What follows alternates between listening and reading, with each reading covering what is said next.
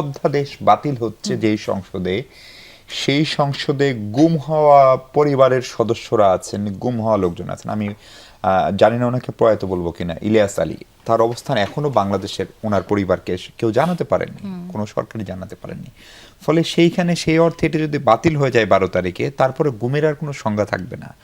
ফলে রাষ্ট্রীয় বাহিনীগুলো আগের মতোই নিপীড়ক হয়ে উঠবে। ফলে এইটা তো বিএনপি নিজে যে ঘটনার শিকার, যেটার ভিকটিম, সেটা বিএনপি কেন করছে এবং এগুলো বলে কেন বিরোধীদেরকে, এই যে আজকে শিশির মনির সাহেব বলছেন যারা গণভোট মানবেন না তারা মুনাফেক, এরকম কথা বলার সুযোগ দিচ্ছে। অ্যাকচুয়ালি মিশু, আপনি যেটা বললেন যে বিএনপি এটা বাতিল করেছে, এটা কি বিএনপি বাতিল করেছে না মিডিয়া বাতিল করেছে? কারণ আমি তো দেখলাম যে নিউজে মিডিয়া লিখছে যে বিএনপি এটা বাতিল করেছে, যে 16টিকে মানে রাখা হয়েছে। আপনারা মিডিয়া এই কথাগুলো বলেন, কিন্তু 133টার মধ্যে মনে হয় 98টাই একদম উইদাউট এনি মানে চেঞ্জেস সেটাকে অ্যাকসেপ্ট করে নেওয়া হয়েছে। মিডিয়া এটা বলে না। আর এই 16টায় না, আমি খুব কম শুনি মিশু। আমি প্রথম যে কথাটি শুনি যে বিএনপি বাতিল করে দিয়েছে, আশরাফ কায়সার ভাইও একটু বললেন, কিন্তু আমি আসলে এই জিনিসটা বলতে চাই যে বিএনপি তো বাতিল করে দেয় নাই। মানে কায়সার ভাই একটু বলছেন, একটু কায়সার ভাইয়ের সাথে দ্বিমত করে, যে কায়সার ভাই বলছেন যে এত শক্ত আইন বা এত শক্ত কিছু দরকার নেই, একটু কম শক্ত হলেও আমাদের চলবে, এরকম একটি শব্দ। কিন্তু বিএনপি গুমের বেলায় কি বলেছে জানেন? বিএনপি বলেছে যে একটি শক্তিশালী, আরেকটু শক্তিশালী কমিটি করা হবে, এবং যেখানে মানে যারা স্বতন্ত্র মানে নির্বাচিত হয়েছেন তারাও থাকবেন, দুই পক্ষ থেকে থাকবেন। গুমের জন্য 10 বছরের কারাদণ্ড ধরা হয়েছিল, বিএনপি সেটাকে মৃত্যুদণ্ড দিতে চায়। এখন সমস্যাটা হচ্ছে এখানে যে যারা দেখতে নারী তার কি বলে না, যে উঠোন বাঁকা ওর সামথিং কি একটা, তো বিএনপির অবস্থাটা হয়েছে এরকম। মানে এটা রোহিত হচ্ছে না আপনি বলছেন? না, হচ্ছে না। 16টা তো রোহিত হচ্ছে না, রোহিত হচ্ছে 4টা, এবং এই 16টাকে যাচাই বাছাই করা হবে। এবং গুমের ক্ষেত্রে পার্টিকুলারলি এই জায়গাটাতে বলা হয়েছে যে আপনার মৃত্যুদণ্ড বিএনপি প্রপোজ করতে চায়। এবং তারপরে আরেকটা যেটা হচ্ছে যে আপনি তো জানেন যে কোন প্রেক্ষিতে, কিসের ভিত্তিতে এই গত 1.5 বছর এগুলো তৈরি করা হয়েছে।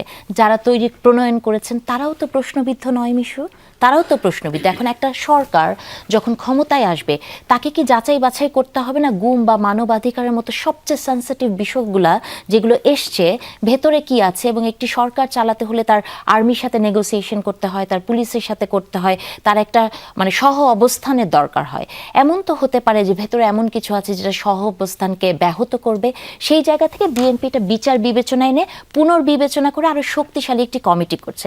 আপনি যাদের কথা বলেন, ধরেন শিশির মনি সাহেব মুনাফেক, আপনি এই যে ধরেন একটা সরকার 2 মাসও হয়নি মুনাফেক বলা শুরু হয়েছে। গত 1.5 বছরে জামাতি ইসলামীর মুখে সপ্তাহের শুরুতে আর সপ্তাহের শেষে 2 বার করে মুনাফেক, বেঈমান এগুলো শোনেননি? শুনেছেন তো। কিন্তু যখন মানে কোনো কিছু করতে যায়, যেমন ধরেন মুনাফেকের লক্ষণ কি? আপনি মুখ দিয়ে যেটি বলবেন সেটা আপনি করবেন না, এটাই তো মুনাফেক। হ্যাঁ, ধরেন আপনি সকালবেলা বলছেন যে আমি জুলাই সনদে সাইন করব না, বিকালে যে সাইন করলেন। আপনি বলছেন যে আপনি সংবিধান আপনি করবেন না, কি বলে, শপথ নিবেন না, যে 1 ঘন্টা বসে থেকে আপনি শপথ নিয়ে গেলেন। তো তাহলে মুনাফেকের লক্ষণ তো এগুলো। আবার শিশির মনির সাহেব নিজেকে খুব মেধাবী ছাত্র হিসেবেও দাবি করছেন। তিনি বলছেন যে তারা খুবই ভালো ছাত্র, এবং ভালো ছাত্র দেখে এই কথাটা একটু আগে আরেকটা প্রোগ্রামে বললাম যে তারা বলেছেন যে গণভোটে 4টি প্রশ্ন খুব সহজে ওনারা বুঝতে পেরেছেন, এবং সালাউদ্দিন সাহেব হচ্ছে খুব খারাপ ছাত্র, এজন্য বুঝতে পারেনি। আসলে জামাতে ইসলামীর সমস্যাটা হচ্ছে যে তারা রাজনীতিতে ভালো ছাত্র হতে পারে, কিন্তু তারা মেধাবী না। যদি মেধাবী হতো তাহলে বিষয়টাকে এভাবে বলতেন না। কারণ যারা ভালো ছাত্র তারা আপেল গাছের নিচে বসে থাকলে আপেল পড়লে সেটাকে ধুয়ে আপেল মনে করে, পুষ্টিকর খাওয়া মনে করে খেয়ে ফেলে। আর যারা সত্যিকারের মেধাবী তারা আপেলটি কেন পড়লো, মাধ্যাকর্ষণ শক্তি আছে কিনা সেটা চিন্তা করার জন্য সময় নেয়। তার মানে রাজনীতির ময়দানে আপনি যাই করেন না কেন অপরিণামদর্শী হলে চলবে না। তার মানে এই গুম, মানবাধিকার, দুর্নীতি দমন, এই অধ্যাদেশগুলো বিএনপি চূড়ান্ত অর্থে রহিত করছে না, আপনি বলছেন এগুলো যাচাই বাছাই শেষে চূড়ান্ত হবে। এখন আমাদের অভিজ্ঞতা হচ্ছে আপা, আপনার কাছে এটা আমার দ্বিতীয় প্রশ্ন, সেটা হচ্ছে যে আপনি যদি বিএনপি একটা দারুণ ঐতিহাসিক সুযোগ পেয়েছিল 91 সালে ক্ষমতায় এসে, 3 দলীয় জোটের একটা রূপরেখা ছিল, সেটা বাস্তবায়ন করার কথা, সেটা বিএনপির প্রথমবার করেনি, পরের বার আওয়ামী লীগ ক্ষমতা সেটা রাখেনি। ফলে সেই রাজনৈতিক ঐক্যমত বা সংস্কারের জায়গাটা আসলে হারিয়ে গেছে। আবার 24-এ এসে বিএনপি একটা বিশাল সুযোগ পেল এবারে নির্বাচনে, 24-এর পরে। সেটিও যদি জুলাই সনদ বাস্তবায়ন না হয় তাহলে সেই দায় অথবা বিএনপি একটা বড় সুযোগ হাতছাড়াও করছে কিনা? আসলে এই যে সুযোগ হাতছাড়া করলো বলাটা কি খুব মানে আপনার Early মনে হয়ে হয় যাচ্ছে। আর্লি হয়ে যাচ্ছে না? কারণ আপনি দেখেন এই সরকারটা কোন সময়ের সরকার, কি ক্রান্তিকালের ভেতর দিয়ে যাচ্ছে। এই যে দেখেন তেল নিয়ে যে ঘটনাটা, কি বিএনপির কোনো হাত আছে? নাই তো। এটা একটা ইন্টারন্যাশনাল ক্রাইসিস। একটা সরকার ক্ষমতায় আসার পরে তাকে যে ক্রাইসিসগুলো ফেস করতে হচ্ছে, শুধু তো একটা সেক্টরের ক্রাইসিস না মিশু, প্রত্যেকটা সেক্টরে আপনি আমলাতন্ত্রের মধ্যেও ক্রাইসিস দেখছেন, আপনি ইলেকশন নিয়ে ক্রাইসিস দেখেছেন, আপনি পুলিশের মধ্যে ক্রাইসিস দেখছেন। আর আপনি যেটি বললেন 91-এর কথা, দেখেন তারেক রহমান কিন্তু তার ইশতেহারে বলেন, তার ইলেকশনের আগের বক্তব্যগুলো যদি আপনি দেখেন, উনি কিন্তু সবসময় বলেছেন যে এটা একটা নতুন রকম করে ফেরত আসা, তাই না? এবং উনি বলেছেন যে পূর্বের অনেক ভুলকে ক্ষমা সুন্দর দৃষ্টিতে দেখে শুরু করা, এটা একটা গুড স্টার্ট।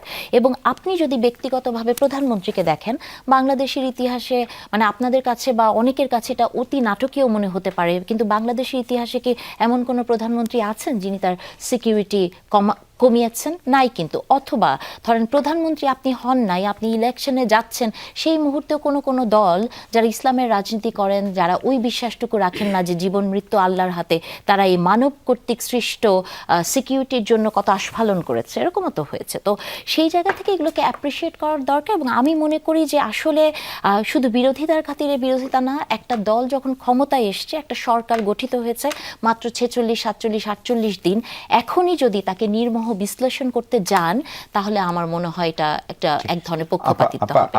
আর 30 সেকেন্ডে যদি আপনি এটা একটু বলেন, ধরেন এই প্রশ্নটা কেন উঠছে, কারণ সরকার আঙ্গুলের ভোটের দাগ শুকানোর আগে অনেকগুলো কাজ করেছে, ভালো উদ্যোগ, যেমন ধরেন আপনার ফ্যামিলি কার্ড, কৃষকের জন্য কার্ডের ব্যবস্থা করছে, ফলে এটাও কিন্তু বৈশ্বিক সংকটের মধ্যেই করা হচ্ছে। সরকার একদম জনগণের স্বার্থের কথা বা জনপ্রিয়তার কথা বিবেচনা করে প্রতিদিন 200 কোটি টাকা কেবল জ্বালানি তেলে ভর্তুকি দিচ্ছে। ফলে সেটি যদি করা হয়, তাহলে জুলাই সনদ বাস্তবায়নের একটি সময়সীমা আছে, সেই সময়সীমাটা যদি পার হয়ে যায়, আপনি যে কারণগুলো বললেন সেই কারণগুলো খুবই যৌক্তিক, তাহলে সেই দোষটাও সময়সীমা তো পার হয়ে যায়নি। এবং মিশু, যে কথাটা আশরাফ কায়সার ভাই বলছেন যে এখন কিন্তু এক ধরনের হয় না, মাঝে মাঝে এক একটা ন্যারেটিভ তৈরি হয়।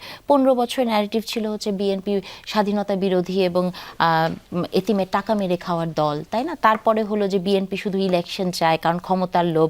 এখন শুরু হয়েছে যে বিএনপি আসলে সংস্কার চায় না। কায়সার ভাই বলেছেন যে বিএনপি তো সংস্কারের জিনিসটি শুরু করেছে 2014 থেকে। তাহলে আপনারা কেন মনে করছেন যে বিএনপি জুলাই সনদ, তারা বলেছেন যে জুলাই সনদ আমরা অক্ষরে অক্ষরে বাস্তবায়ন করব, কিন্তু কোন পদ্ধতিতে হবে, পদ্ধতিটা নিয়েই মনে হয় সমস্যা হচ্ছে। জি।